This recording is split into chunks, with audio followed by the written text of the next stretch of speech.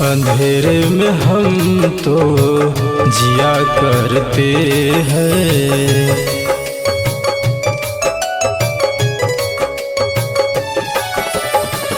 अंधेरे में हम तो जिया करते हैं। अंधेरे में हम तो जिया करते हैं। जुदाई के गम को, जुदाई के गम को पिया करते हैं, पिया करते हैं।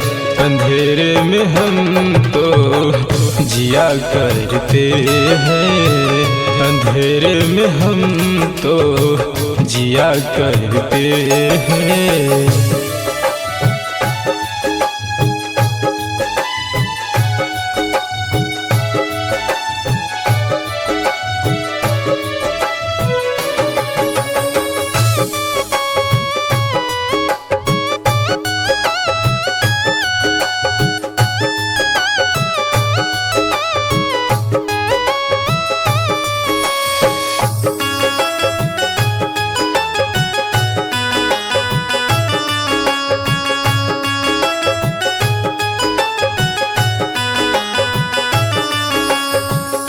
याद नहीं जाती है बेवफा तड़पाती है। फूल शबनम बन के वो कितना रुलाती है। अगर मोहब्बत किसी से करनी हो तो हद में रहकर करना। किसी को बेपनाह चाहोगे तो टूट टूट कर बिखर जाओगे।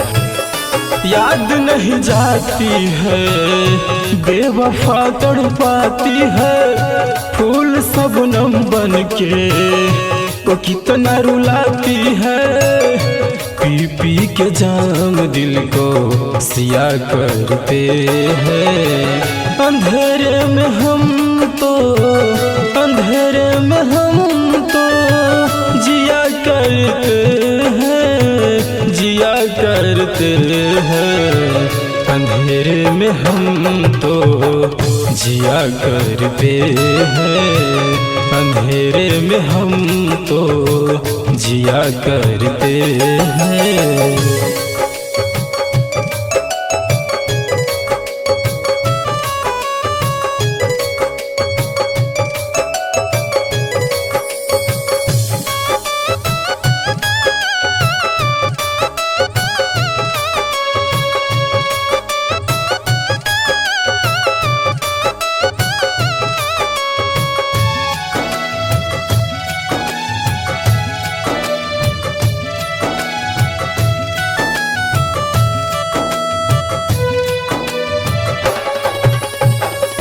जार हर जाई जाकर खुश न रह पाओगी।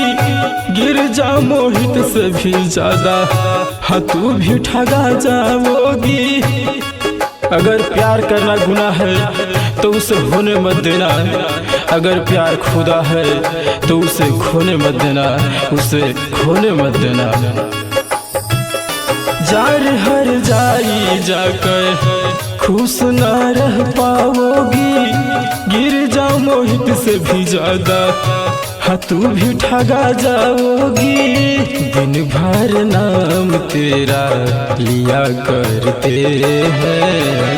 अंधेरे में हम तो, अंधेरे में हम तो जिया करते हैं, जिया करते हैं। अंधेरे में हम तो जिया करते हैं। अंधेरे में हम तो जिया करते हैं।